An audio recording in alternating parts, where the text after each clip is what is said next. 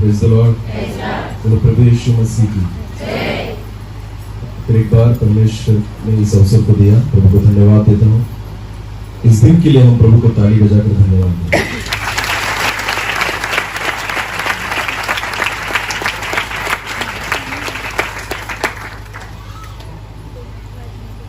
मैं विश्वास रखता हूँ कि परमेश्वर आज हमसे बात करेंगे। आमीन।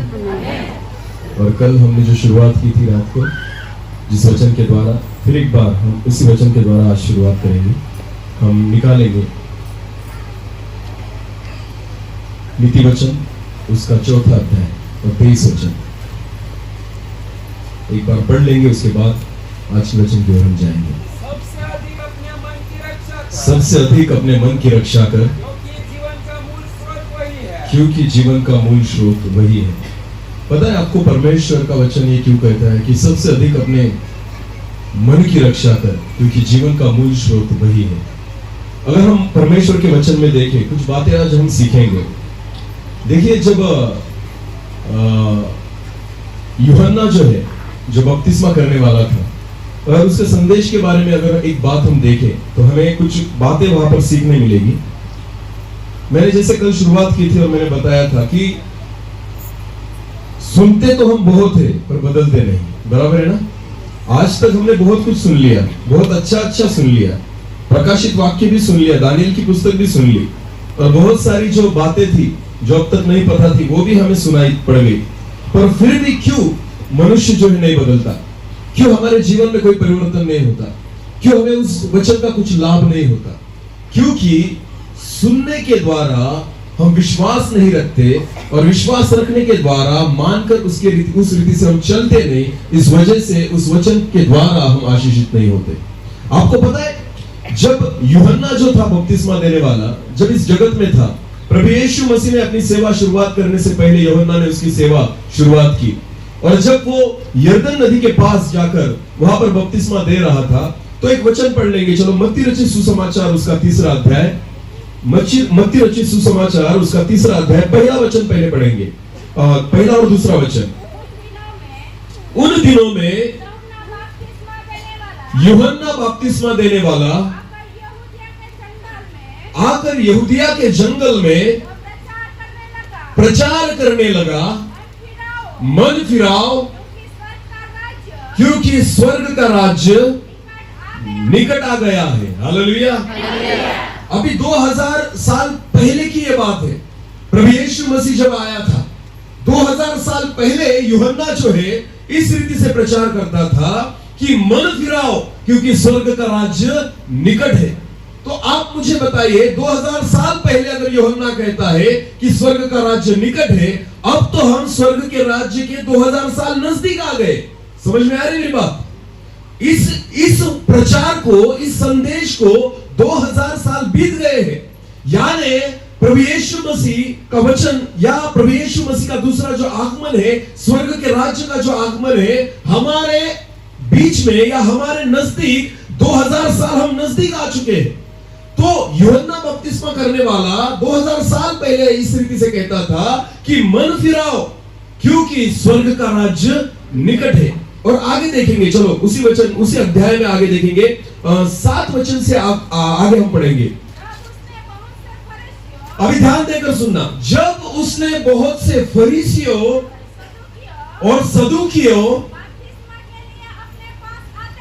उनको बपतिस्मा के लिए अपने पास आते देखा, तब उनसे कहा। देखिए, यहां पर यूहन्ना बपतिस्मा करने वाला किनको देख रहा है? एक साधारण विश्वासियों को नहीं, जो फरीसी है, जो सदूकी है। फरीसी और सदूकी कौन थे? जिनको नियम शास्त्र के बारे में सब पता था। मूसा का जो नियम शास्त्र है वो पूरा जानते थे, उन्हें पूरी बातें सब पता थी। भविष्यवक्ताओं ने क्या कहा है, यशायाह ने क्या कहा है, यिर्मयाह ने क्या कहा है, यहजकेल ने क्या कहा है, ये सारी बातें फरीसी और सदूकी जो थे वो जानते थे। हालेलुया। और जब यूहन्ना ने देखा कि फरीसी और सदूकी उसके पास आ रहे हैं बपतिस्मा लेने के लिए, तुरंत उनको देखने के बाद यूहन्ना ये प्रचार करने लग गया। क्या कहा यूहन्ना ने? आगे पढ़िए। हे सांप के बच्चों। किसको कह रहा है यूहन्ना? फरीसी और सदूकियों को। आपको पता है फरीसी और सदुकी एक पद था, एक धार्मिक पद था। आपको पता है सब लोग जो थे ना उनको झुककर प्रणाम करते थे। जब सदुकी आ जाए, फरीसी आ जाए, तो आपको पता है सब लोग उनको झुककर प्रणाम करते थे, क्योंकि उनका एक ओहदा था। आत्मिक जीवन लोगों को लगता था ये बहुत धर्मी लोग हैं, क्योंकि ये सफेद कपड़े पहनने वाले थे। आपको पता है ये सारे लोग जो थे अगर कहीं पर नजर आ जाए तो सब लोग जो है ना झुककर उनको प्रणाम करते थे। क्यों? क्योंकि एक मान और एक सम्मान उस वहां पर उनको था।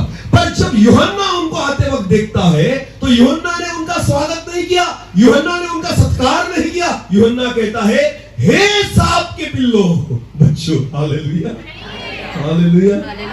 सांप के बच्चों किसको कह रहा है? फरीसियों को, सदूकियों को। क्यों उनको सांप के बच्चे कहा उसने? क्योंकि वो सिर्फ सुनते थे, वचन के अनुसार नहीं चलते थे। समझ में आ रही मेरी बात? उनको वचन पता था पर वचन मानना वो नहीं सीखे थे। आपको पता है जितना वचन आप मानोगे उतना आप नम्र और नम्र और नम्र बनते जाओगे। आमेन। वचन आपको सीधा नहीं करता, वचन आपको झुका देता है। हालेलुया। जितना वचन आप सुनेंगे और उसको मानेंगे उतना वचन आपको नम्र नम्र और नम्र करते रहेगा। हालेलुया। और सदुकी और फरीसी लोग जो थे ना वो बिल्कुल नम्र नहीं थे। आपको पता है उनको लगता था हमें सब पता है। समझ में आ रही मेरी बात? हमें सब पता है। आज बहुत सारे विश्वासी लोग भी ऐसे ही कहते हैं, हमें सब पता है। तू कौन आया हमें सिखाने वाला? अरे बचपन से लेकर बाइबल पढ़ रहे हैं हम। संडे स्कूल में जाता था, उसके बाद यूथ कैंप में जाता था, बहुत बड़े बड़े सेमिनार कर लिए हमने, बहुत बड़े प्रचारकों को हमने सुन लिया, हमें सब कुछ पता है। मैंने बाइबल ट्रेनिंग किया है, मैंने बीटीएच किया है, और जो भी थियोलॉजी की डिग्री है हमने प्राप्त की है, पीएचडी कर चुका हूं, मैं डॉक्टरेट कर चुका हूं। अरे इस जगत में एक भी व्यक्ति नहीं है जो परमेश्वर की वचन की पीएचडी कर सके। आमेन। कितना लिया आपने बताइए? ये तो सागर है, ये समंदर है, इसमें से एक बाल्टी पानी भी आप नहीं निकाल सकते सारी जिंदगी भर। हालेलुया। एक ही वचन का प्रकाशन अद्भुत रीति से परमेश्वर देता है। अलग अलग परमेश्वर के दासों के द्वारा एक ही वचन अगर दे दिया जाए तो परमेश्वर हर एक व्यक्ति को अलग प्रकाशन देगा। आमेन। तो कौन सिखाएगा बाइबल आपको? ऐसी कौन सी कॉलेज है जो आपको पीएचडी से दे सकती है परमेश्वर के वचन की? बिल्कुल नहीं मिल सकती। ये तो मनुष्य है जो मनुष्य को खुद पीएचडी दे रहा है। हालेलुया। मैं तो तब मानूंगा जब परमेश्वर आपको पीएचडी कर देगा। हालेलुया। डिग्री तो वहां से आनी चाहिए। आमेन। उसने कहना चाहिए ये जो है ये पीएचडी धारक है। हालेलुया। वचन का प्रकाशन इस व्यक्ति को मिलता है। आपको पता है जब यूहन्ना उनको देखता था तो यूहन्ना को खुशी नहीं हुई, तो यूहन्ना ने कहा, अरे सांप के बच्चों। क्या कहा? अरे सांप के बच्चों, क्योंकि सुनते हैं ना, मानते नहीं। हालेलुया। मैं हर एक बार कहता हूं आत्मिक जीवन में कोई व्यक्ति बड़ा है तो कैसे जाने? मैं आपको देखो एक उदाहरण देता हूं। यहाँ पर पहाड़ी मीटिंग रहती है ना, आमपाड़ा में, बराबर? लास्ट टाइम पिछले साल में भी आया था। आपको पता है पहाड़ पर अगर चढ़ना हो तो कैसे चढ़ा जाता है? झुककर या सीधे? बोलिए। झुककर। ऐसे सीधे चढ़ेंगे आप? अगर चढ़ेंगे तो क्या होगा? चढ़ नहीं सकते। हालेलुया। पीछे गिर जाएंगे, बराबर है ना? अगर ऊपर चढ़ना है तो क्या करेगा? क्या करना पड़ेगा? झुकना पड़ेगा। हालेलुया। तो आपको पता है जितने लोग वचन सुनकर मानते हैं ना वो झुक कर चलते हैं, इसलिए वो आत्मिक जीवन में ऊपर ऊपर और ऊपर उठने लग जाते हैं। हालेलुया। जितने आप नम्र हैं समझ लेना आप आत्मिक जीवन में ऊपर और ऊपर और ऊपर जा रहे हैं। आमेन। और जो व्यक्ति नम्र नहीं है, जो कहता है मुझे सब आता है, आपको पता है अगर पहाड़ से नीचे उतरना हो तो कैसे उतरा जाता है? झुककर या सीधे? झुककर या सीधे? सीधे। आप झुककर नहीं उतर सकते पहाड़ पर से। हालेलुया। अगर पहाड़ से नीचे उतरना है तो ऐसे सीधे उतरा जाता है। हालेलुया।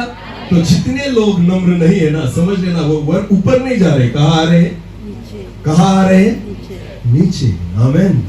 हालेलुया। अगर आत्मिक जीवन में अगर आपकी बढ़ोतरी हो रही है तो ये इससे दिखता है जितना आप नम्र होते जाएंगे। आमेन। आपको पता है मूसा जो था बहुत बहुत नम्र व्यक्ति था। परमेश्वर का वचन उसके बारे में गवाही देता है मूसा जैसा नम्र व्यक्ति इस जगत में नहीं। हालेलुया।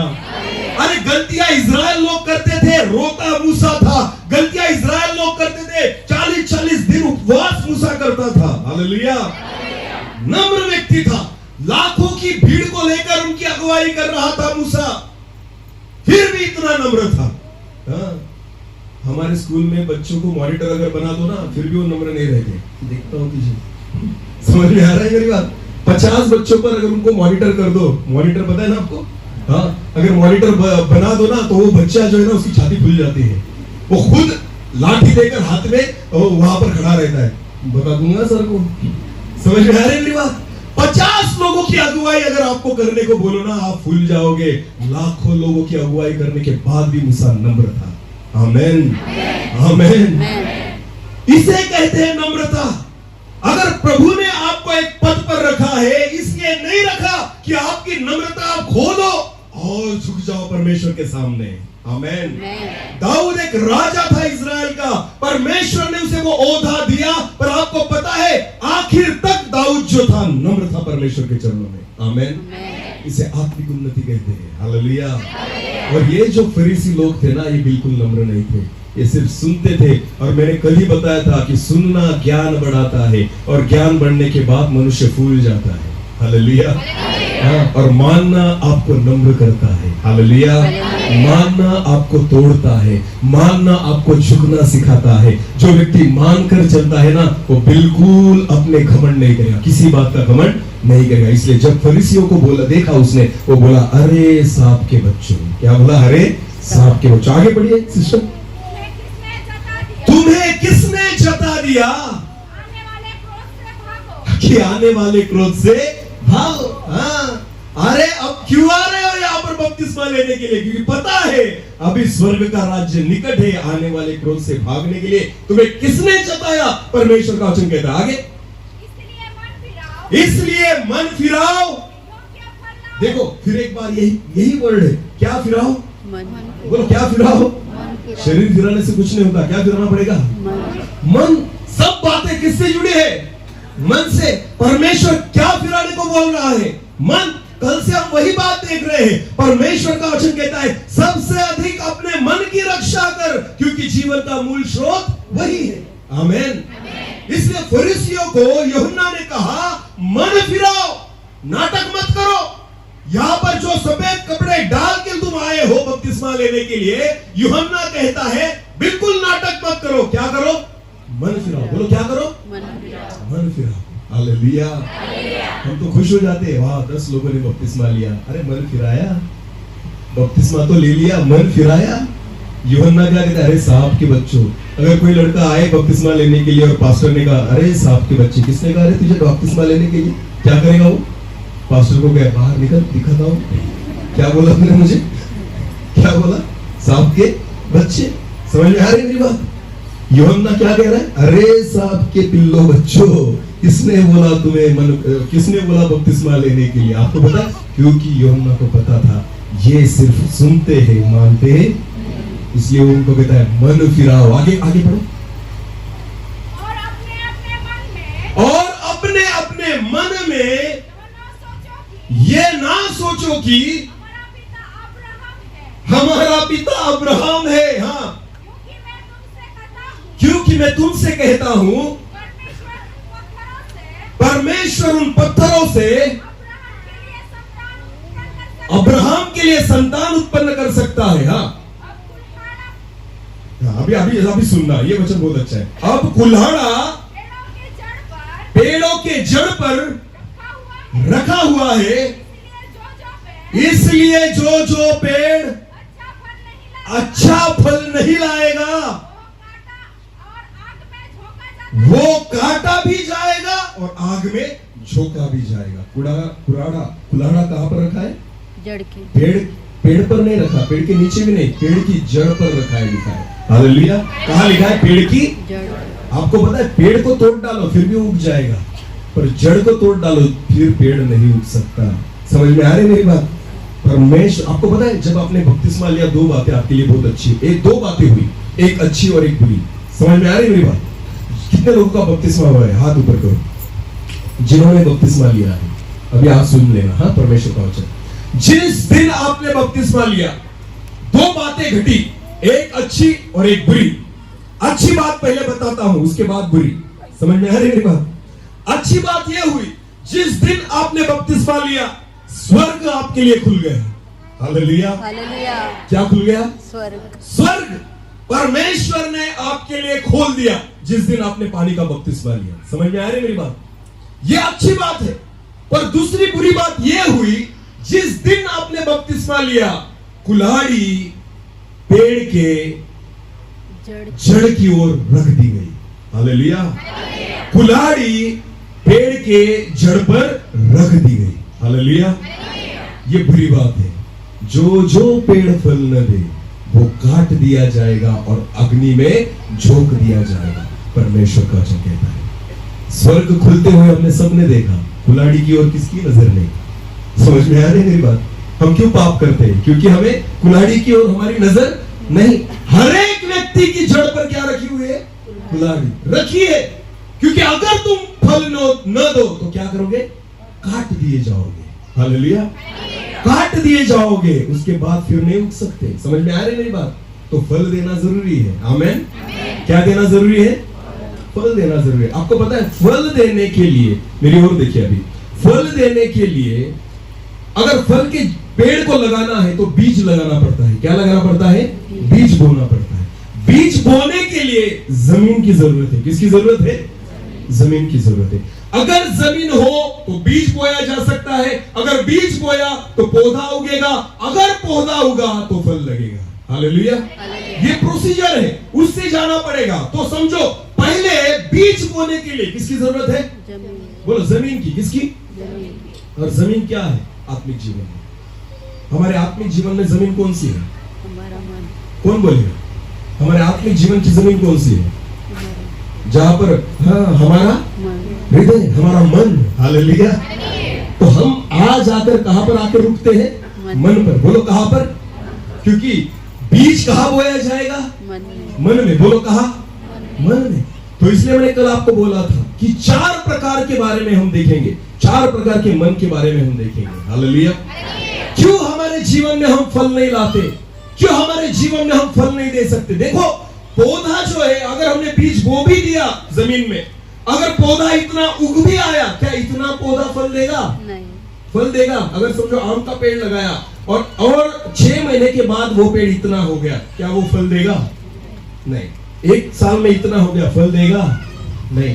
कम से कम 2 से 3, 4 साल लगेंगे जब तक वो बढ़ता नहीं और उसकी डालियां सक्षम होती नहीं फल को झेलने के लिए, तब तक वो फल नहीं दे सकता। हालेलुया। उग गया इसका मतलब ऐसे नहीं होता कि फल दे देगा। आमेन। एक उसको मैच्योर होना पड़ता है, उसे बड़ा होना पड़ता है, उसे सक्षम होना पड़ता है, उसके जीवन में वो योग्यता आनी चाहिए, तब जाकर वो क्या देगा? फल देगा। जब तक उसकी डालियों में इतनी ताकत ना आ जाए कि वो फल को झेल सके, वो फल नहीं दे सकता। हालेलुया। तो फल देना तो बहुत दूर की बात है। पहले चलो बीज तो बोएंगे। आमेन। हाँ, जमीन की ओर तो देखेंगे। आज हर एक व्यक्ति अपनी जमीन की ओर देखेगा। हालेलुया। हाँ, आज और कल में हमें किसकी ओर देखना है? खुद की जमीन की ओर। क्योंकि प्रभु बीज बोने जा रहा है। आमेन। प्रभु क्या बोने जा रहा है? बीज। अब ये जमीन के ऊपर है, क्या ये जमीन उपजाऊ है जो बीज को फलवंत कर सके? आमेन।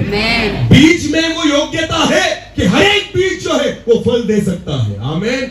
योग्यता बीज में है पर योग्यता जमीन में नहीं। इसकी वजह से जो बीज है ना वो फलवंत नहीं होता। हालेलुया। वचन में सामर्थ है पर वचन क्यों नहीं काम करता? क्योंकि प्रॉब्लम मन में है, प्रॉब्लम बीज में नहीं। आमेन। प्रॉब्लम वचन में नहीं है, प्रॉब्लम हमारे मन में है, क्योंकि हम अच्छी रीति से उसे ग्रहण नहीं करते। हालेलुया। हाँ, लोगों को लगता है क्यों वचन मेरा जीवन नहीं बदलता? अरे भाई, वचन में तो सामर्थ है, प्रॉब्लम हमारे मन में। जमीन खराब है ना भाई, तो वह कैसे फल देगा?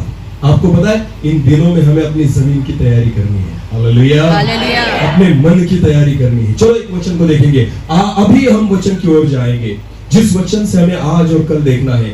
मरकुस उसका 4था अध्याय। मरकुस उसका 4था अध्याय।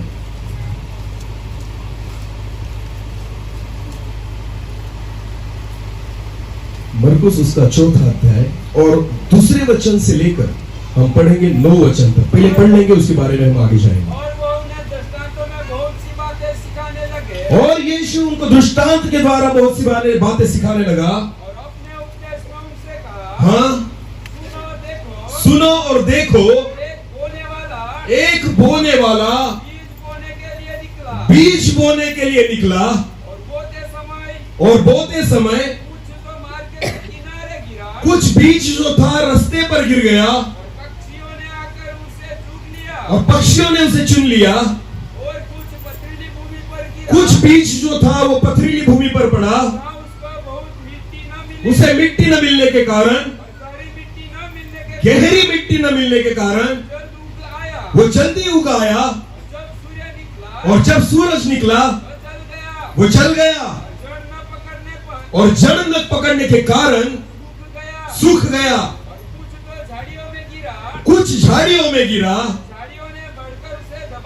झाड़ियों ने बढ़कर उसे दबा लिया, और वो फल न लाया। पर कुछ जो बीज है वो अच्छी भूमि पर गिरा, वो उगा और बढ़कर फलवंत हुआ। कोई 30 गुना, कोई 60 गुना, और कोई 100 गुना फल लाया। और उसने कहा, जिसके पास सुनने के लिए कान हो वो सुन ले। आमेन, आमेन। 4 प्रकार के मन को यहाँ पर दर्शाया गया है। हालेलुया। पहला जो है वो रास्ता है। क्या है? कुछ बीज कहाँ गिरा? रास्ते पर गिरा। बोलो कहाँ गिरा? रास्ते पर। दूसरा जो बीज है वो कहाँ गिरा? पथराली भूमि पर, जहाँ पर पत्थर थे। और तीसरा जो बीज है कहाँ गिरा? झाड़ियों में गिरा। और चौथा जो बीज है, परमेश्वर वचन कहता है, वो अच्छी भूमि पर गिरा। आमेन। आपको पता है ये जो 4 भूमि है ना, ये 4 प्रकार के मन है। आमेन। और इन 4 प्रकार के मनों की दशा आज हमारे जीवन में है। कुछ जो है वो पथराली भूमि है, कुछ जो है वो रास्ते के समान है, कुछ जो है वो झाड़ियां है, और कुछ जो है वो अच्छी भूमि है, जो ग्रहण करते हैं, मानते हैं और फलवंत होते हैं। हालेलुया। तो आपको पता है 4 मीटिंग में इन 4 चीजों के बारे में हमें सीखना है। हालेलुया। समझ में आ रही मेरी बात? क्योंकि फलवंत होने के लिए भूमि का होना जरूरी है। आमेन। बीज में सामर्थ्य, सामर्थ्य भूमि में नहीं, और इसकी वजह से भूमि को तैयार करना पड़ेगा, जमीन को तैयार करना पड़ेगा, मन को तैयार करना पड़ेगा, तब वचन जाके आपके जीवन में काम करेगा। हालेलुया। तो परमेश्वर के वचन में ऐसा लिखा है। फिर एक बार पढ़ेंगे, तीसरा वचन। सुनो, देखो, एक बोने वाला बीज बोने के लिए निकला। अभी सुनो मेरी बात। परमेश्वर का कोई भी दास, जो मैं यहां पर खड़ा हूं, या परमेश्वर के जितने जन, परमेश्वर के सेवक जो प्रभु की सेवा करते यहां पर है, आपको पता है हर एक व्यक्ति को परमेश्वर ने बीज दिया है। आमेन। हर एक व्यक्ति बीज लेकर चल रहा है, अपनी अपनी कलीसिया में वो बीज बोता है। हर एक व्यक्ति को परमेश्वर ने एक बीज की थैली दी है। हर एक व्यक्ति के जीवन में, हर एक व्यक्ति के पास परमेश्वर ने इस बीज का रख छोड़ा है। हालेलुया। हाँ, आपको पता है ये जो बीज है ना, जो मेरे हाथ में है, इसका हर एक वचन फल देने वाला है। आमेन। ये हर एक वचन क्या है? फल देने वाला है, क्योंकि ये परमेश्वर का वचन है। आमेन। तो परमेश्वर का वचन, फिर एक बार पढ़ेंगे, तीसरा वचन। सुनो, देखो, एक बोने वाला बीज बोने के लिए निकला। अभी मैं परमेश्वर का दास होने के नाते परमेश्वर का वचन आपसे प्रचार कर रहा हूं। मैं अभी, मेरी जो प्रक्रिया है वो बीज बोने की है। मेरा काम जो है बीज बोने का है। तो परमेश्वर ने उसके दासों को बीज बोने के लिए वहां पर नियुक्त किया है। आगे, और जब परमेश्वर का दास बीज बोता है, बोते समय कुछ बीज जो है वो रास्ते पर गिरा, रास्ते के किनारे पर गिरा। अगर मराठी में देखा जाए तो रास्ते पर गिरा है, ऐसा लिखा है। आमेन। यहाँ पर किनारे पर लिखा है, पर वहां पर अगर मराठी ट्रांसलेशन में देखें तो वहां पर रास्ते पर गिरा ऐसा लिखा है। आमेन। हालेलुया। तो देखो, अभी हम देखेंगे रास्ता क्या होता है। बहुत लोगों के मन जो है ना रास्ते के समान है। रास्ता, थोड़ा रास्ते के बारे में सोचेंगे हम। सब लोग जानते हैं रास्ता किसे कहते हैं? मार्ग जो है, रास्ता जो है, हाईवे जो है। पहली बात, अगर रास्ते के बारे में हम देखें तो हमें दिखाई पड़ता है कि रास्ता जो होता है ना, वो किसी एक व्यक्ति की माल की जागीर नहीं होता, वो किसी एक व्यक्ति का नहीं होता। समझ में आ रही है मेरी बात? रास्ते पर कोई व्यक्ति नहीं कह सकता कि ये मेरा रास्ता है, मैं ही चलूंगा। ऐसा हो सकता है क्या? नहीं, क्योंकि उसकी माल की एक व्यक्ति की नहीं है। एक व्यक्ति उसका मालिक नहीं है रास्ते का। आपको पता है बहुत सारे लोगों के मन जो है ना रास्ते के समान है, क्योंकि वो खुद के मालिक ही नहीं है, वो खुद का नहीं सोच सकते, वो खुद निर्णय नहीं कर सकते, उनको जरूरत पड़ती कोई तो भी आए और कोई हमें बताए। समझ में आ रही मेरी बात? वो खुद निर्णय नहीं कर सकते, वो खुद सोच नहीं सकते, वो रास्ते के समान है उनका मन। कोई भी आओ और कोई भी निकल जाओ, कोई भी आकर कुछ भी बता जाए हम सुन लेंगे, किसी की भी बातें सुन लेंगे, कभी खुद सोचेंगे नहीं, कभी खुद का निर्णय हम कर नहीं सकते। क्यों? क्योंकि हमारा मन जो है रास्ते के समान है, कोई भी आता और कोई भी जाता। समझ में आ रही मेरी बात? हाँ, तो आपको बताए इन 4 मनों के बारे में प्रभु यीशु मसीह ने जब कहा ना, अगर आप उस दृष्टांत को आगे जाकर पढ़ेंगे कि जब प्रभु यीशु मसीह ने उसके दृष्टांत को क्लियर किया है। एक वचन पढ़ेंगे, चलो हम मरकुस उसका 4था अध्याय है,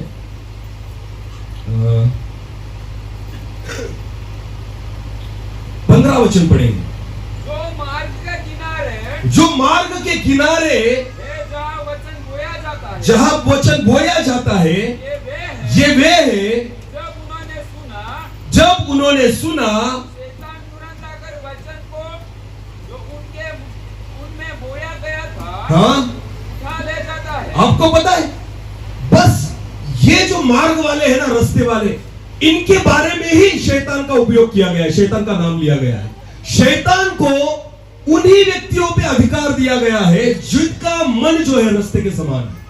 बाकी अगर झाड़ियों का देखे या पथराली भूमि का देखे, उन पर शैतान का अधिकार नहीं है। उन्होंने तो अपनी गलतियों के कारण परमेश्वर के वचन को फलवंत नहीं किया।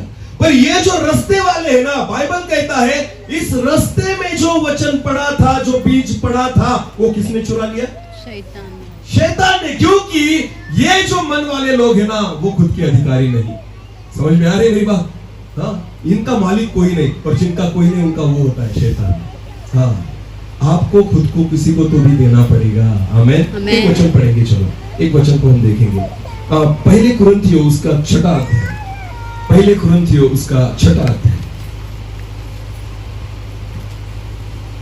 पहले कुरिन्थियों की पत्री उसका 6वां अध्याय और वचन 20 पढ़ेंगे।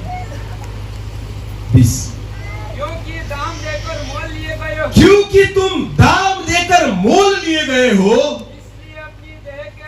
इसलिए अपनी देह के द्वारा परमेश्वर की महिमा करो। हालेलुया। यहां पर पौलुस जो है कहता है तुम दाम देकर मोल लेकर, क्या क्या क्या लिखा है? फिर एक बार पढ़े। क्योंकि दाम देकर मोल लिए गए हो, मैंने खरीद लिया है तुम्हें। आमीन। किसने खरीदा है हमें? बोलो यीशु ने। किसने? यीशु ने। हाँ, जब तक यीशु हमें न खरीदे, आपको पता है शैतान आकर वचन चुरा लेगा। आमीन।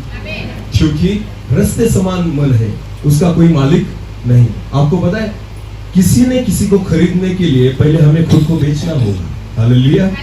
हम खुद को बेचने की तैयारी रखें। प्रभु यीशु मसीह तू आ और मुझे खरीद ले। आमीन। उद्धार किसे कहते हैं? आपको पता है उद्धार जब तक आप पश्चाताप न करें, जब तक खुद के पापों की अंगीकार ना करे, उसको कबूल ना करे और न कहे कि प्रभु यीशु मसीह मैं तो पापी हूँ और मेरे पापों के कारण तूने क्रूस पर वहां पर मेरे लिए मौत सही और तेरे लहू के द्वारा मेरे पापों की क्षमा हुई। हालेलुया। जब तक हर एक विश्वासु व्यक्ति अपने मुंह के द्वारा अंगीकार नहीं करता, उसका उद्धार नहीं होता, और जिस व्यक्ति का उद्धार नहीं होता उसे प्रभु यीशु मसीह नहीं खरीदता। आमीन। चर्च में आने वाले तो बहुत है, उद्धार प्राप्त किए हुए बहुत कम है। आमीन। हाँ, बहुत सारे जो लोग हैं ना, आपको पता है उनकी दूसरी तीसरी पीढ़ी है प्रभु में, तो जो बच्चे होते हैं ना उनको ऐसा लगता है अरे मेरे माँ बाप चर्च में जाते हैं, मैं भी जाता हूँ, मेरा तो उद्धार हो ही चुका है। वो कभी कबूल नहीं करता कि मैं पापी हूँ। क्यों? उसे लगता है एक क्रिश्चियन परिवार में मेरा जन्म हुआ है, अगर मैं क्रिश्चियन परिवार में जन्मा हूँ तो मैं चर्च जाऊंगा, तो मैं बाइबल पढ़ूंगा, मैं बपतिस्मा लूंगा, सारी विधियां जो है वो क्रिश्चियन रीति से मेरे जीवन में होगी, इसकी वजह से मरूंगा तो कहां जाऊंगा? स्वर्ग में। कहां जाऊंगा? यह उसने निश्चित कर लिया है। हाँ, उसे लगता है बस मैं क्रिश्चियन परिवार में जन्मा हूं ना तो ये सारी बातें मुझे मिल जाएगी। बिल्कुल नहीं, बिल्कुल नहीं। खुद को उससे बेचना होगा आपको। हालेलुया। यीशु मसीह को बोलना होगा प्रभु तू मुझे खरीद तेरे लहू से। हालेलुया। और जब वो खरीदेगा ना तभी बीज बोया जाएगा। आमीन। तभी बीज बोया जाएगा। रास्ते पर बीज बो के क्या फायदा? आमीन। उसका तो कोई मालिक है ही नहीं, समझ में आ रही है मेरी बात? उसका कोई मालिक है ही नहीं। रास्ते पे बीज बोकर कुछ फायदा नहीं। आज हमारे मन जो है रास्ते के नाई है। हम खुद नहीं सोच सकते, खुद विचार नहीं कर सकते, खुद निर्णय नहीं कर सकते। क्यों? क्योंकि हम अभी भी गुलामगिरी में है, गुलामी में है। और जब तक प्रभु यीशु मसीह उसके लहू के द्वारा आपको न खरीदे, तब तक बीज बोने की प्रक्रिया नहीं हो सकती और बीज फलवंत नहीं हो सकता। हालेलुया। हर एक चीजों को अपने अंदर मत आने दो। ये रास्ते के समान मन है। टीवी भी देखना चाहते हैं, मोबाइल भी देखना चाहते हैं, बाइबल भी पढ़ना चाहते हैं, संदेश भी सुनना चाहते हैं, पिक्चर के गाने भी गाते हैं और प्रभु के गाने भी गाते हैं। ये तो रास्ता है भाई, कोई भी आता है और कोई भी जाता है। हालेलुया। समझ में आ रही है मेरी बात? हाँ, हमें पिक्चर भी अच्छा लगता है, सिनेमा भी अच्छे लगते हैं, हाँ, यूट्यूब पर भी देखते हैं अलग अलग गंदी गंदी बातें, हाँ, फेसबुक पर भी ज्वाइंट है, इंस्टाग्राम में भी ज्वाइंट है और कहते प्रभु तुझसे भी ज्वाइंट है। वो तो अच्छा है, प्रभु का कोई ग्रुप नहीं है ना, नहीं तो उसे भी ऐड कर देते। प्रभु को प्रभु तो एडमिन हो जा और तेरे ग्रुप में हमें भी ऐड कर ले, क्योंकि 1760 तो हमारे पास ग्रुप है, उसमें तेरा एक ग्रुप और एक ज्वाइंट हो जाए, कुछ फर्क नहीं पड़ता। समझ में आ रही है मेरी बात? जिस मोबाइल में, सिस्टर प्लीज मोबाइल दीजिए ना। हाँ, ये मोबाइल है ना, कुछ नहीं, टेंशन मत लो, लॉक है ना। हालेलुया। आजकल लोगों को टेंशन क्या रहता है? अब देखो, अपनी जिंदगी दे दूंगा पर मोबाइल नहीं दूंगा। तेरे लिए मैं मेरी जान दे दूंगा पर मोबाइल नहीं दूंगा। क्यों? जान लेने से कुछ फर्क नहीं पड़ता, पर मोबाइल में ऐसी बातें है ना, वो अगर तुमने देख ली तो सब भांडा फूट जाएगा। हर एक व्यक्ति देखो, जितने लोग घर में ना मोबाइल को पासवर्ड लगा के रखते हो ना, चोर हो आप, चोर है आपके मन में। क्यों? आप वो बातें अपने परिवार को नहीं दिखाना चाहते हैं जो सिर्फ आप देखते हैं। समझ में आ रही है मेरी बात? हाँ, मेरे घर में मेरा जो मोबाइल, मेरी पत्नी का मोबाइल है, हम सबके पासवर्ड हम सबको पता है। हालेलुया। कोई भी कभी भी देखता है, हमारा मोबाइल हमारे पास रहता ही नहीं। समझ में आ रही है मेरी बात? क्योंकि हमें पता है जो है अच्छा ही है। हालेलुया।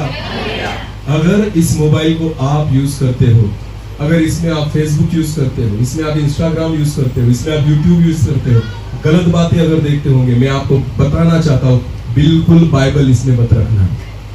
समझ में आ रही मेरी बात? इसमें क्या मत रखना? बाइबल। परमेश्वर का वचन पवित्र है।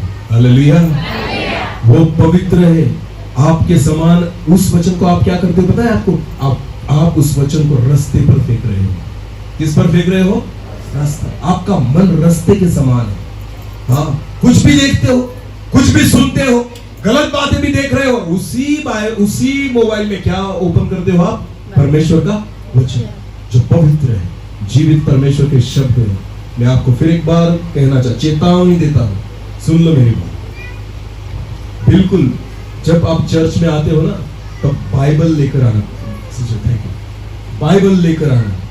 ये बाइबल जो है ना, इस मोबाइल में मत खोलना, क्योंकि उस मोबाइल को आपने पवित्र रखा नहीं है। हालेलुया।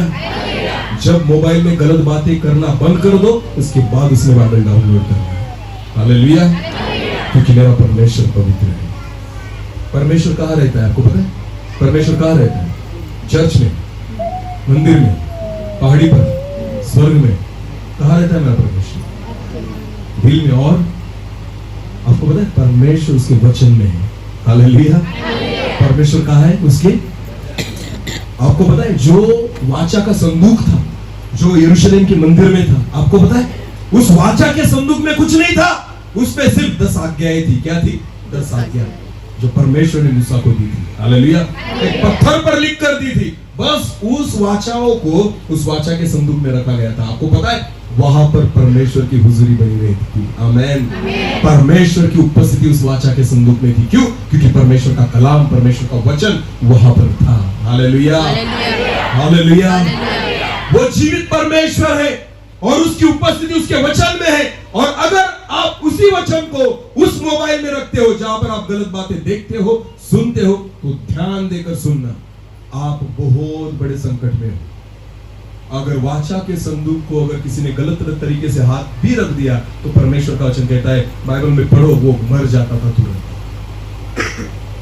हालेलुया। समझ में आ रही मेरी बात? तो परमेश्वर का वचन पवित्र है, उसे पवित्रता से लो। आमेन। रास्ते के समान हर एक चीजें आज हमारे जीवन में आ रही है। आज इस मन को आपने डस्टबिन कर कर रखा है। डस्टबिन पता है आपको? कचरा पेटी। हाँ, कोई भी आता है पूछ के जाता है डस्टबिन डालू क्या? नहीं पूछता है कभी डस्टबिन को? नहीं, जिसको जो लगा वो थूक कर भी निकल जाता है उसमें। समझ में आ रही मेरी बात? डस्टबिन को कोई पूछता नहीं कौन सा कचरा तुझ में डालू, उसका काम ही है कचरा लेना। आज बहुत सारे विश्वासी लोग, बहुत सारे लोग जो है ना डस्टबिन के नहीं भूल गए। हाँ, किसी का भी सुनते, पीने वाले का भी सुनेंगे, खाने वाले का भी सुनेंगे, 2 नंबर वाले का भी सुनेंगे, प्रभु के दासों का भी सुनेंगे, सब सुनते हैं, सब सुनते, सारा कचरा यहाँ पर है। अरे अगर आप अच्छा मन चाहते हो ना तो आपको पता है खुद को प्रभु को देना होगा। हालेलुया।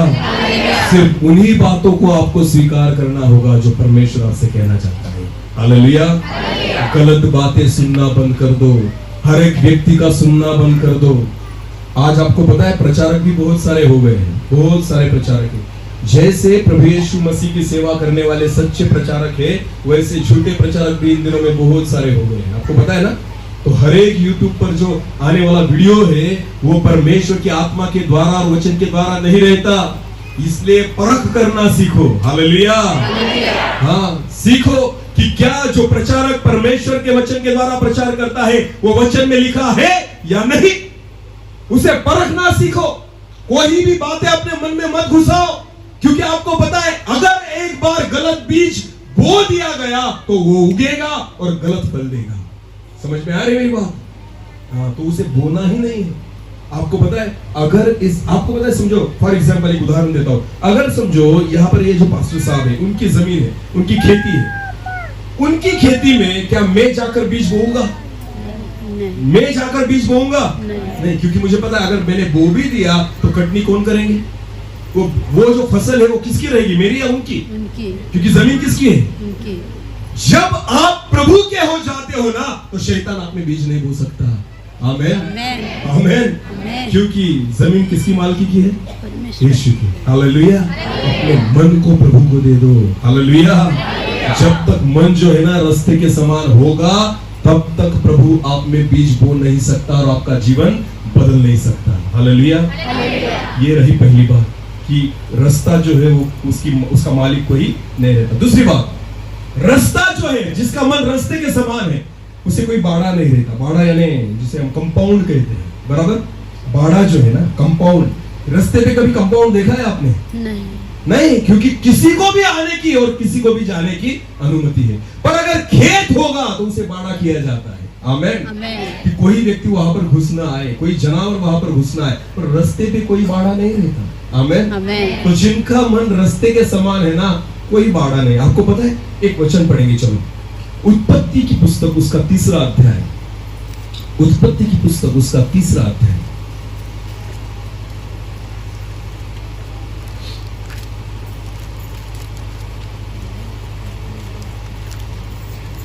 एक मिनट।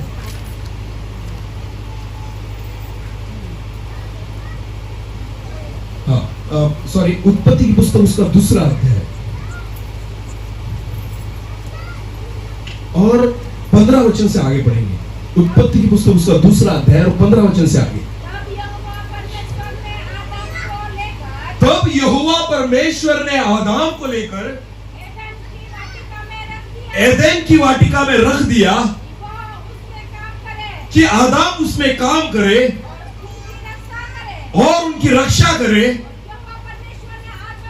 और यहोवा परमेश्वर ने आदम को यह आज्ञा दी, वाटिका के सब वृक्षों का फल तुम खा सकते हो,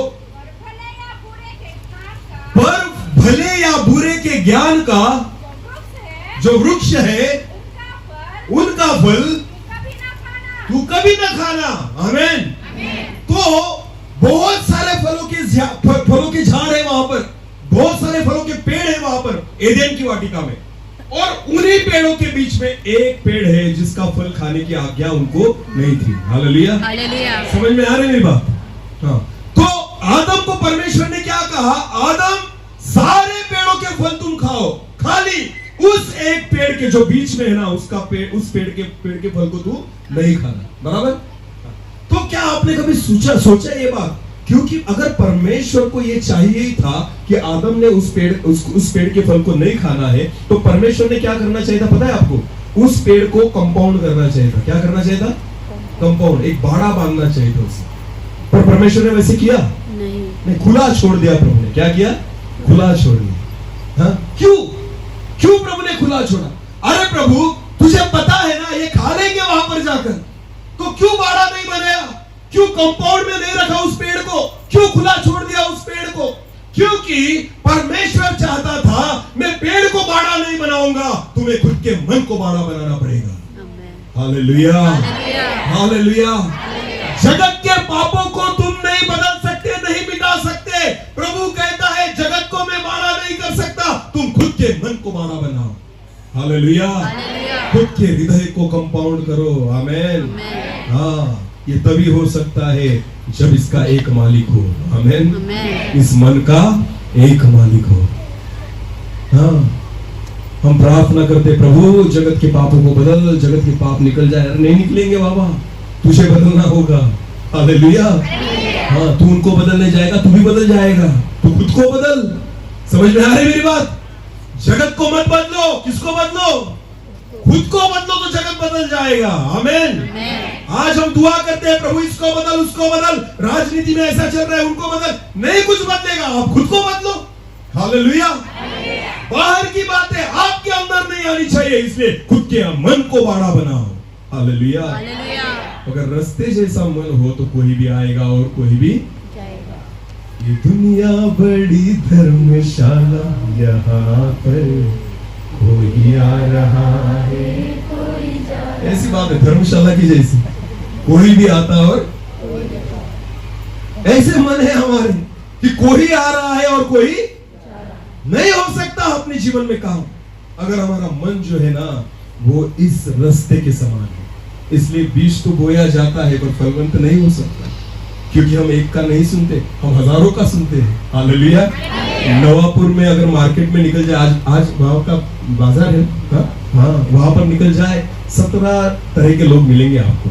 विश्वासी भी मिलेंगे, अविश्वासी भी मिलेंगे, हाँ, झूठ बोलने वाले, सच बोलने वाले, गंदी बातें करने वाले, 2 नंबर वाले, 3 नंबर वाले, और कौन कौन से नंबर है वो सब मिलेंगे वहां पर। बराबर है ना? मिलेंगे कि नहीं मिलेंगे? हर एक को नमस्कार सलाम, नमस्कार सलाम, हाँ, करते ही घूमते फिरते हैं ना। कोई बोले चाय पिया, चलो बैठेंगे, कोई बात नहीं, तेरे साथ भी पिएंगे, पास्टर आ गए उनके साथ भी पिएंगे। क्या लगता है आपको? एक एक वचन को पढ़ेंगे। चलो, भजन संहिता उसका पहला अध्याय और पहला वचन। भजन संहिता उसका पहला अध्याय और पहला वचन। क्या ही धन्य है, क्या ही धन्य है वह पुरुष जो दुष्ट की युक्ति पर नहीं चलता। और किसकी युक्ति पर नहीं चलता? दुष्ट की युक्ति पर नहीं चलता। आमीन। हाँ, जो दुष्टों से कुछ नहीं पूछता मैं क्या करूं। आज हम पूछते फिरते, क्या लगता है आपको मैंने क्या करना चाहिए? किसे पूछ रहा है? जिसे खुद का पता नहीं वो कहाँ जाने वाला। हालेलुया। समझ में आ रही मेरी बात? अरे कुछ भी मत, किसी को भी मत पूछो। आपको पता है उनको ही पूछो जिनको पता है वो खुद कहाँ जाने वाला है। हालेलुया। बोला हालेलुया। यीशु मसीह की जय। हालेलुया। उसे पूछो जिसको खुद का पता है मैं कहाँ जाने वाला हूं। उसको पूछ लो जिसको खुद का भी पता नहीं वो कहाँ जाएगा। हाँ? क्यों? परमेश्वर का वचन फिर एक बार पढ़ेंगे उसी वचन को। क्या ही धन्य है, क्या ही धन्य है वह पुरुष जो दुष्टों की युक्ति पर नहीं चलता। अगर कोई दुष्ट व्यक्ति उसकी युक्ति बताए कि इस तरह से करना, मैं नहीं करूंगा। क्यों? क्योंकि प्रभु ने आत्मा किस लिए दी आपको? उसकी आत्मा किस लिए दिए? कि आत्मा आपको सिखाए क्या करना चाहिए। आमीन। तो लोगों की युक्तियां आप पर काम नहीं करेगी। हालेलुया। समझ में आ रही मेरी बात? लोगों की युक्तियां आप पर काम नहीं कर सकती। प्रभु यीशु मसीह, परमेश्वर के वचन में लिखा है उसने जो 39 घोड़े खाए उसके द्वारा मुझे क्या मिली? चंगाई। क्या मिली? चंगाई। आप अगर विश्वास रखोगे ना तो आपको मिलेगी। हालेलुया। पर नहीं, हम जाते हैं डॉक्टर के पास और डॉक्टर कहते हैं ये जो गोली है ना सुबह लेना, ये दोपहर को लेना, ये शाम को लेना ना। रात को अगर 12 बजे भी डॉक्टर ने बोला ना उठकर ये गोली लेना, तो अलार्म लगाकर उठेंगे और लेंगे। क्यों? क्योंकि उनकी युक्तियां हमें पसंद आती है। हालेलुया। और प्रभु ने जो बोला है वो नहीं, वो उस पर विश्वास नहीं हमारा। कैसे ऐसी चंगाई मिलेगी? नहीं बाबा, पहले दवाखाने में जाना पड़ेगा, हाँ 2-4 ठुकवाने के बाद ही हमें अच्छा लगेगा ना। थोड़ा बिल अगर दे दे, 1000-2000 निकल जाए, उसके बाद मन में शांति आएगी, अब मैं चंगा हो गया। अरे फुकट में दिया है प्रभु ने। हालेलुया। जो फुकट दिया है उसे फुकट लो, पर विश्वास नहीं हमारा।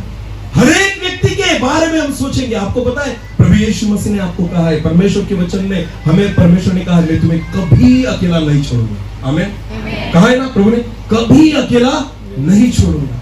अगर कोई गलत बात आपसे कोई कह दे तो हम विश्वास रख लेते, अरे नहीं नहीं नहीं ऐसा हो जाएगा। प्रभु ने आपको कहा मैं कभी अकेला नहीं छोड़ूंगा, तो नहीं छोड़ेगा। हालेलुया। बाहर की बातों को अपने जीवन में मत आने दो। ये रस्ते समान मन है जिस पर किसी का अधिकार नहीं। जब तक इस मन को आप रस्ते समान करके रखेंगे, आपको पता है प्रभु बीज नहीं बो सकता और वो बीज फलवंत नहीं हो सकता। खुद सोचना सीखो। आमेन। परमेश्वर ने उसकी आत्मा इसलिए दी है कि हम खुद सोचे, खुद निर्णय करें और खुद चले। हालेलुया। क्योंकि परमेश्वर के वचन में लिखा है रोमियो की पत्री में कि जितनों को उसका आत्मा चलाता है वही मेरे संतान है। हालेलुया। हर एक व्यक्ति उसकी संतान नहीं है। जितनों को पवित्र आत्मा चलाए उनको ही उसने अपनी संतान होने का अधिकार दिया है। हालेलुया। तो आत्मा का चलाना क्या है? किसी के सुनने पर मैं नहीं जाऊंगा, मैं तो पवित्र आत्मा मुझ में जो है ना वो मुझे सिखाएगी। हालेलुया। हाँ, मैं उसका सुनूंगा। आमेन। एक छोटी सी स्टोरी बताता हूँ, मेरी ओर देखिए। एक बार क्या हुआ, एक बाप यानी एक व्यक्ति, एक पुरुष और उसका एक बच्चा था 10 साल का। कितने साल का? 10 साल का। दोनों थोड़ा दूर उनको सफर करना था और उनके पास एक घोड़ा था। वो घोड़ा लेकर वो दोनों जो थे वो निकल पड़े और उनको दूसरे गांव में जाना था। उन्होंने क्या किया, उस घोड़े को लेकर वो चलने लग गए। वो दोनों पैदल चल रहे थे और घोड़ा उनके साथ में था। थोड़ा दूर वो निकल गए और जाने के बाद कुछ लोग वहां पर खड़े थे और लोगों ने बोला, अरे घोड़ा लेकर चल रहे हो, कम से कम एक व्यक्ति तो उस पर बैठो। घोड़े को क्यों चला रहे हो? उस पे कम से कम एक व्यक्ति तो बैठो, बच्चे को बिठाओ या तुम खुद बैठ जाओ। उनको भी बराबर लगा, हाँ ठीक है, ये बराबर बोल रहे हैं, घोड़ा है हमारे पास ना। तो क्या किया, उस व्यक्ति ने अपने बच्चे को उस पर बिठा दिया, बराबर, और वो बैठकर वो व्यक्ति घोड़े के साथ चलने लग गए। और बच्चा कहाँ बैठा है अभी? घोड़े पर। अभी सुनो मेरी बात। थोड़ा दूर गए, उसके बाद और कुछ लोग मिले और उन लोगों ने बोला, अरे कैसा बेटा है, अपना बूढ़ा बाप जो है वो पैदल चल रहा है और बेटा कहाँ बैठा है? घोड़े पर। शर्म नहीं आती? उतर नीचे। उसने सोचा बराबर है। वो बेटा नीचे उतर आया और बाप बोला ठीक है अभी मैं बैठूंगा। और बच्चा क्या करेगा? पैदल चलेगा। अभी बाप ऊपर बैठ गया और बच्चा नीचे चलने लग गया। घोड़ी पर बाप बैठकर जा रहा है और थोड़ी दूर गए, वहां कुछ लोग मिले। उन्होंने बोला कैसा बाप है, बेटा पैदल चल रहा है और तू खुद घोड़ी पर चलता है। कैसा बाप है, शर्म नहीं आती? छोटा बच्चा नीचे चलता है और तू कहां बैठा है? घोड़ी पर। तो बाप ने सोचा अभी एक काम करेंगे कि बेटे को भी बिठा लेंगे। हालेलुया। बेटे को भी बिठा लेंगे। तो बाप ने बेटे को भी बुलाया, बेटा चल तू पर ऊपर बैठ जा। अभी दोनों घोड़ी के ऊपर बैठ गए और दोनों आगे चलने लगे। अभी घोड़ी चल रही है और थोड़ी दूर गए, वहां पर कुछ लोग थे। उन्होंने देखा कितने बेशरम लोग हैं, इतनी सी घोड़ी, उस पर कितने लोग बैठे हैं?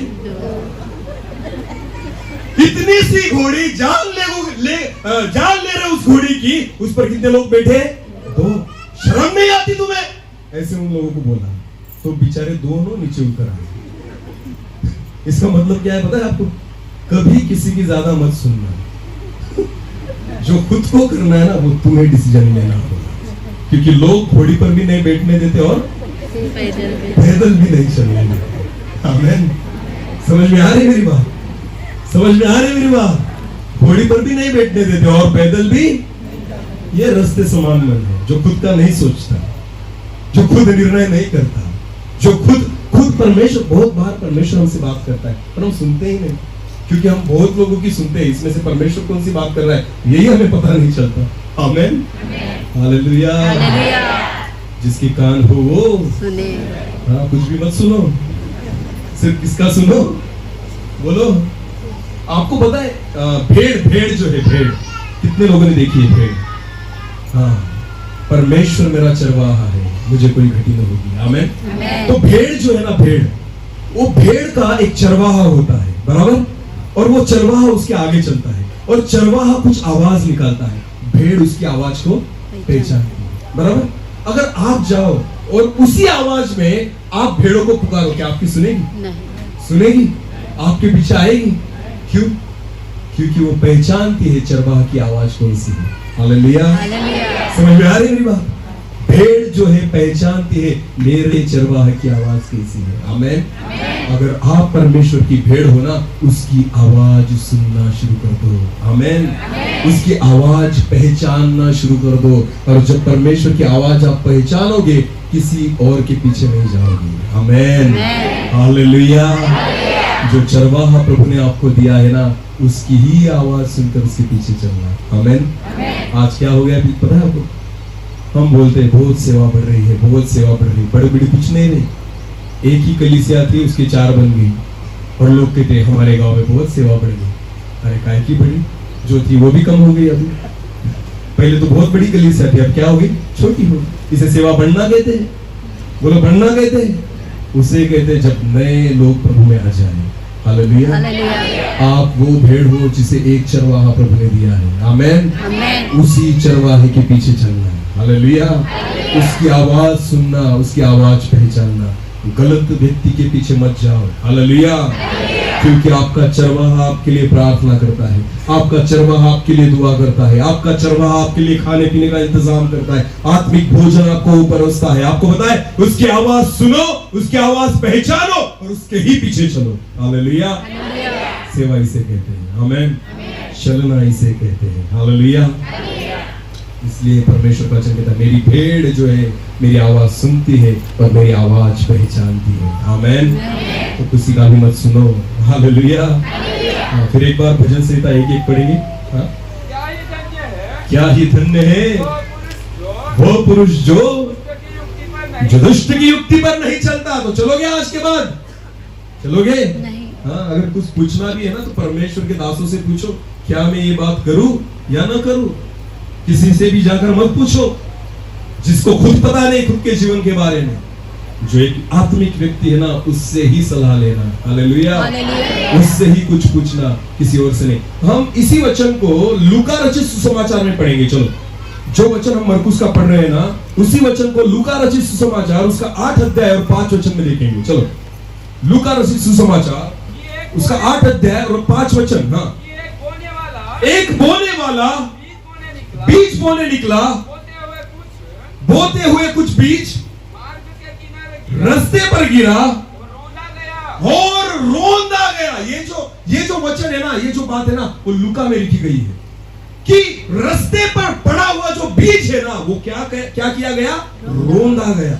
रोंदना किसे कहते हैं आपको पता है? जब कोई बीज पैरों के नीचे आ जाए, उसे आप कुचल दो, तो उसे क्या कहते हैं? रोंदना। आपको पता है, खेती में अगर बीज बोया जाए तो कोई जाकर रोंदेगा नहीं, क्योंकि लोगों को पता है ये क्या है? खेती है। पर रास्ते पर अगर कोई बीज पड़ा हो तो कोई भी उस पर चलकर जा सकता है, उसे कहते हैं रोंदना। बहुत सारे विश्वासी जो है ना, परमेश्वर के वचन को रोंदते हैं। हाँ, मानते नहीं, सिर्फ सुनते हैं और उसके बाद रोन देते हैं, चलते नहीं वचन के अनुसार। अगर मैंने आपको बोला ना, एक वचन जो है ना, बहुत लोगों ने रोन दिया है, बहुत सारे लोगों ने। अगर कोई एक गाल पर मारे तो दूसरा गाल, अरे बोलो आगे क्या करना? आगे करना। अभी बोलो कितने लोग एक बार ऐसे इस वचन को पालन किया है? कोई है आप में? महात्मा बोलिए ना, कोई तो होगा परमेश्वर के समान, यीशु मसीह के समान। कोई नहीं? तो सबने क्या किया? उसे एक गाली दी तो हम 10 देंगे। हाँ, एक गाली दी तो हम कितनी देंगे? 10 देंगे। एक मारा तो 4 लगाएंगे। रोनते हैं परमेश्वर के वचन को हम, ये रस्ते समान मन है। जब आप परमेश्वर की आज्ञा नहीं मानते, परमेश्वर के वचन को आप रोक देते हो अपने पैरों तले, ये रस्ते समान मन है। इसलिए परमेश्वर का वचन हमारे जीवन में काम नहीं करता। यूसुफ को जब उसके सगे भाइयों ने बेच दिया तो यूसुफ ने उनको गाली नहीं दी। समझ में आ रही है मेरी बात? गाली नहीं दी। उसका भरोसा किस पर था? परमेश्वर यहोवा पर। हालेलुया। बेच दिया खुद के भाइयों ने, फिर भी यूसुफ कुछ नहीं बोला। हम तो भाई भाई लड़ते हैं, ये मेरी जमीन, ये मेरा घर, ये मेरी जगह। भाई भाई पर लड़ता है, केस कर देता है कोर्ट में। अरे वाह, पुलिस केस हो रही है भाइयों के बीच में, लड़ते झगड़ते कुत्ते बिल्ली की तरह ना, दो भाई दो बहनें। वाह रे वाह, विश्वासी लोग हैं हम। बोलो, विश्वासी लोग हैं हम। एक भाई अगर दूसरे भाई से लड़ता है, एक भाई दूसरे भाई से झगड़ता है, एक दूसरे को अगर आप गालियां देते हो, आपको पता है परमेश्वर का वचन आपके पैरों तले आप रोंद रहे हो, क्योंकि आपका मन परमेश्वर के वचन के अनुसार योग्य नहीं है, वो रस्ते के समान हो चुका है। इसलिए परमेश्वर के वचन को पैरों तले आप रोंद रहे हो। समझ में आ रही है मेरी बात? हाँ, ऐसे बहुत सारे वचन है परमेश्वर के वचन में, बाइबल में, कि जो हम नहीं पालन करते। एक गाल पे मारो तो दूसरा आगे करो। हालेलुया। अगर तेरा पड़ोसी बीमार है, अगर तेरा पड़ोसी जरूरतमंद है, अगर उसे किसी चीज की जरूरत है, तो तू जा और उसे पूछ और उसकी मदद कर। परमेश्वर के वचन में लिखा है। हालेलुया। मांगने के अलावा हम किसी देते हैं नहीं। प्रभु ने कहा तू खुद खोज के निकाल किसे जरूरत है। वचन में ऐसा लिखा है, तू जा, तू खोज के निकाल किसे जरूरत है और जाकर देकर आ। आमीन। हाँ, हम वाट जोते हैं, वो मांगेगा तो दूंगा, मांगेगा नहीं तो क्यों? समझ में आ रही है मेरी बात? हाँ, हम सोचते हैं जब सामने वाला मांगेगा तो मैं बड़ा हृदय करके उसे दूंगा और उसे बोला, देख तुझ पर बहुत उपकार किया, याद रखना मरने तक ये मैंने तेरी गरज जो जरूरत थी ना वो पूरी की। हालेलुया। प्रभु ऐसे नहीं कहता। प्रभु कहता है इस हाथ से दिया, इस हाथ को पता। हाँ, हम तो सारे लोगों को पता चलने का सोचते हैं और पास्टर जी को कहते हैं, पास्टर जी 10,000 रुपए दे रहा हूँ चर्च के लिए, यहाँ से नाम लेना। कहाँ से? यहाँ से। नहीं लिया ना वापस मांग लूंगा। हाँ, वापस मांग लूंगा। कितना दे रहा हूँ? अरे किसको दे रहा है तू? प्रभु को या मनुष्य को? हाँ? प्रभु कहता है इस हाथ ने दिया तो इस हाथ को पता न चले। रोंद दिया उस वचन को आपने, रोंद दिया। क्यों? सारी कलीसिया के सामने मैंने चर्च के लिए 50,000 रुपए दिए, गया जो प्रभु देने वाला था यही गया। हाँ? प्रभु की ओर से तुझे कुछ फूटी कौड़ी भी नहीं मिलेगी, क्योंकि लोगों ने तेरे लिए क्या बजाई? बस तेरा प्रतिफल निकल गया। समझ में आ रही मेरी बात? अरे गरीबों, अगर आपको लगता है आपने आशीषित होना चाहिए, प्रभु का वचन कहता है इस हाथ ने दिया तो इसको पता न चले, तब जाके आप आशीष पाओगे। आमीन, आमीन। प्रभु का वचन कहता है आनंद से देने वाला मुझे प्रिय है। हालेलुया। एक बात सुनो। हाँ, एक बार क्या हुआ, ऐसा ही बड़ा चर्च था और उस चर्च में आपको पता है जब हम रविवार के दिन चर्च में आते हैं तो कुछ करे ना करे, बाहर से आते वक्त हम छुट्टे करके आते हैं। कुछ बाकी करे ना करे, भले हम बाइबल भूल जाए, भले हम मोबाइल भूल जाए, पर छुट्टा लाना। चर्च में आते समय हम छुट्टा लाना नहीं भूलते। अगर 100 की नोट है तो 10-10 रुपए करके लाएंगे। बराबर झूठ बोल रहा हूं क्या मैं? 500 की नोट है ना, तब तक चर्च में नहीं आएंगे जब तक छुट्टे ना मिल जाए। हालेलुया। तब तक नहीं आएंगे चर्च में। हाँ, छुट्टा करके लाएंगे। ऐसे ही एक व्यक्ति था छुट्टे वाला। हाँ, वो क्या हुआ, वो चर्च में जा रहा था और उसने देखा कि उसकी जेब में 500 रुपए है। कितने? 500 की नोट है। उसने 2-3 दुकानों में चेक किया पर उसे छुट्टे नहीं मिले। तो फिर वो परेशान हो गया, क्योंकि 500 तो मैं डालने वाला, 500 तो मैं बिल्कुल डालूंगा नहीं। तो उसने सोचा चलो कोई बात नहीं, जाएंगे तो सही चर्च में।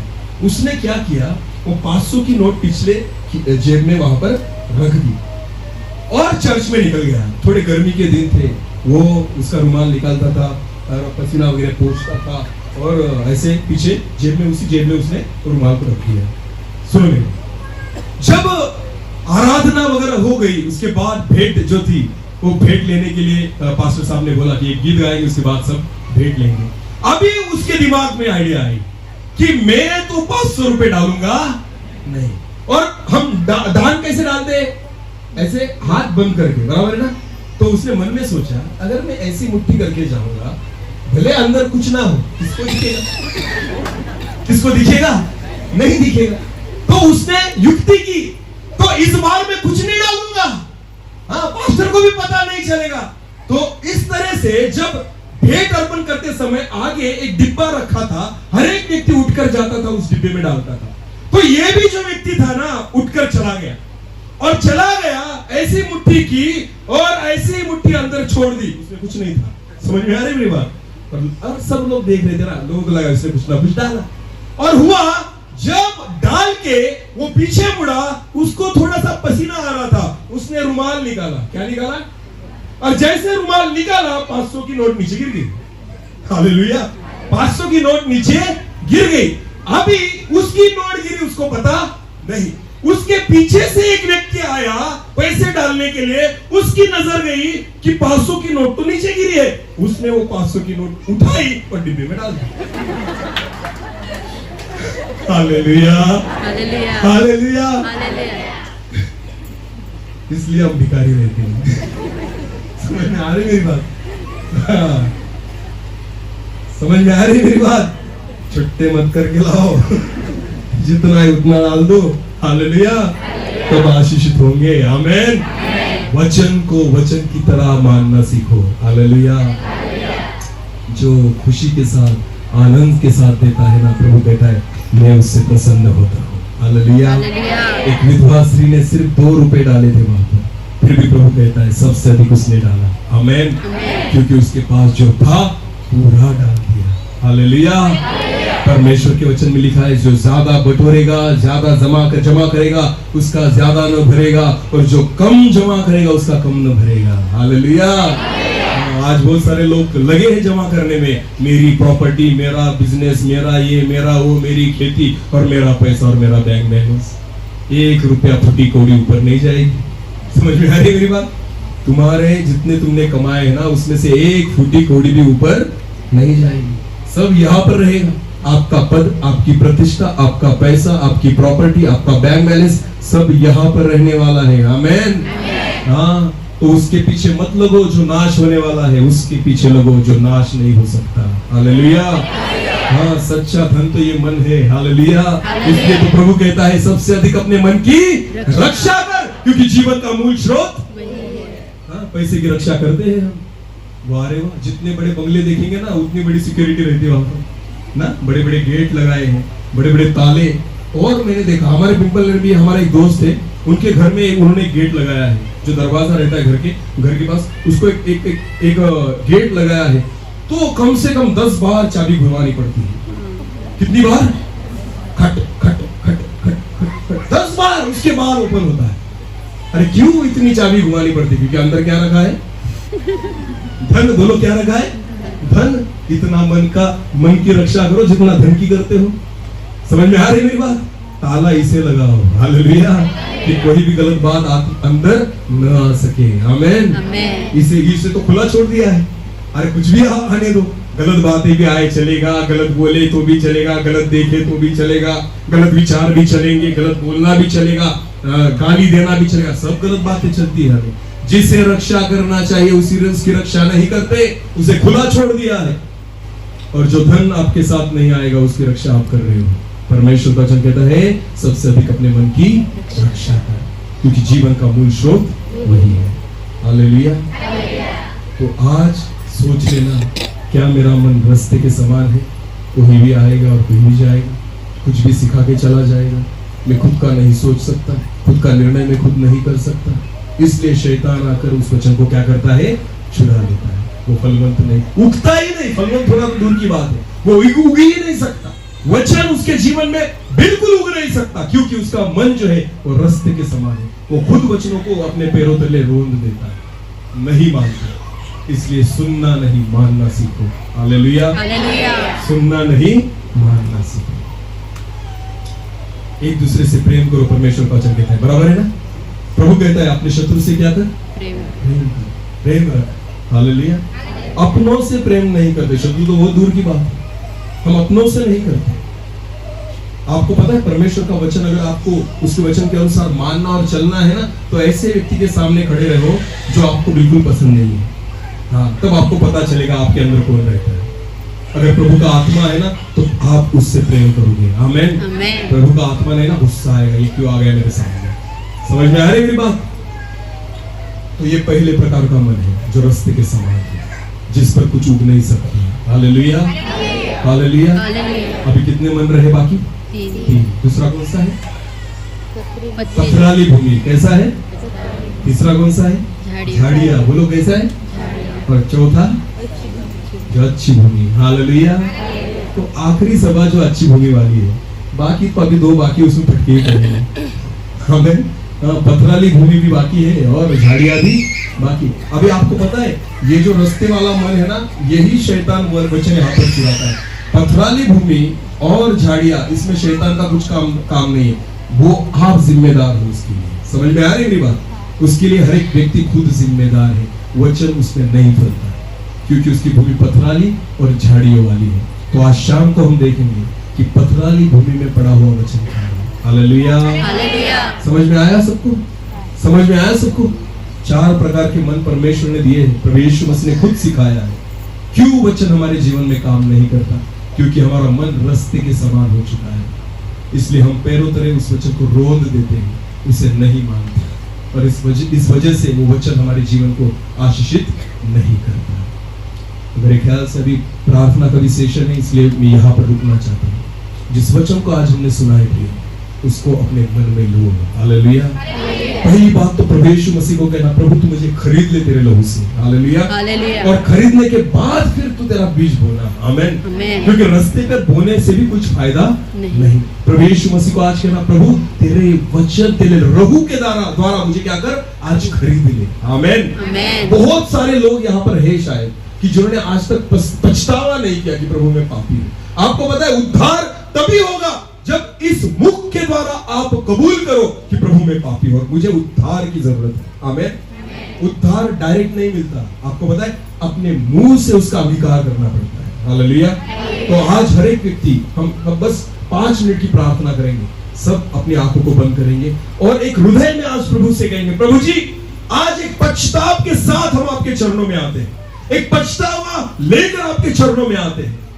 शायद आज तक हमने पछतावा नहीं किया, क्योंकि दाऊद कहता है परमेश्वर के वचन में, हर एक व्यक्ति जन्म से लेकर ही पापी है। हम जब जन्मे तब हम पाप लेकर ही जन्मे हैं। तो प्रियो, हम सभी को उद्धार की आवश्यकता है। हर एक व्यक्ति अपने हृदय को नम्र करे, लीन करे, अपनी आंखों को हम बंद करें और प्रार्थना में जाए। Thank you Jesus. हमारे पापों को क्षमा कर प्रभु। एक टूटे हुए मन को लेकर हम आपके चरणों में आते हैं। Thank you Jesus. हालेलुया। धन्यवाद प्रभु। हमें जरूरत है आपकी अनुग्रह की, आपकी कृपा हम पर बनाए रखिए। Thank you Jesus. धन्यवाद। आपके लहू के द्वारा आज हमें खरीद लीजिए प्रभु। Thank you Lord. तेरा लहू बड़ा कीमती है। धन्यवाद। हमारी कीमत आपका लहू है प्रभु यीशु मसीह, जो आपने बढ़ाया।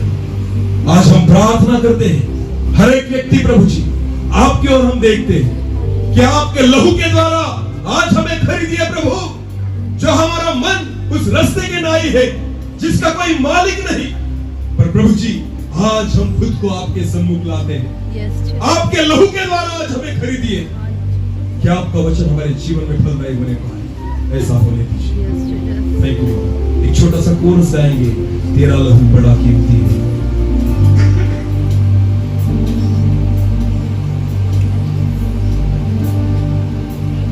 Thank you, Lord.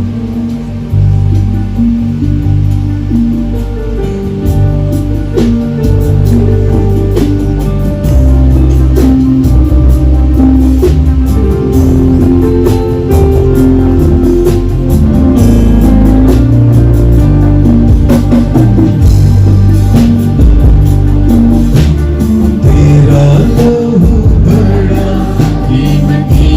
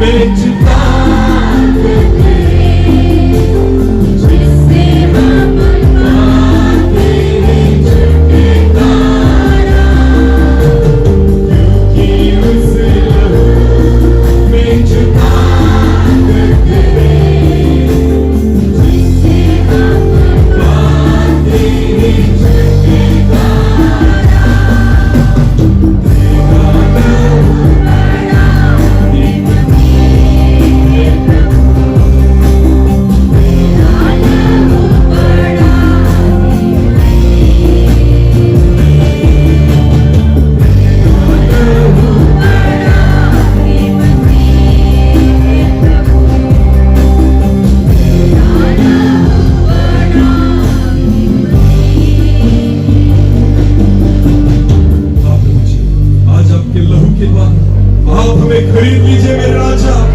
हाँ प्रभु, इस रस्ते समान मन को आप बदल दीजिए। आपका लहू जो हमारे लिए आपने दिया, उस लहू के द्वारा आज हर एक व्यक्ति को आप खरीदिए प्रभु, कि हर एक व्यक्ति के जीवन में आपका वचन फलदायी होने पाए। ऐसा होने दीजिए मेरे राजा। प्रभु जी, आज फिर एक बार आपके वचन के द्वारा आपने हमसे बात की, केवल सुनने वाले नहीं, उस वचन को मानने वाले हम हो जाए। ऐसा होने दीजिए। धन्यवाद, धन्यवाद। प्रार्थना जिंदा खुदा प्रभु यीशु मसीह आपके सामर्थ्य नाम से मांगता